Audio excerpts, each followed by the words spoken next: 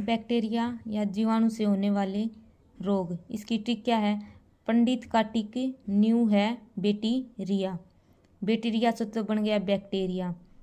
पै से plague, diphtheria, तपेदिक जिसे टीबी कहते हैं।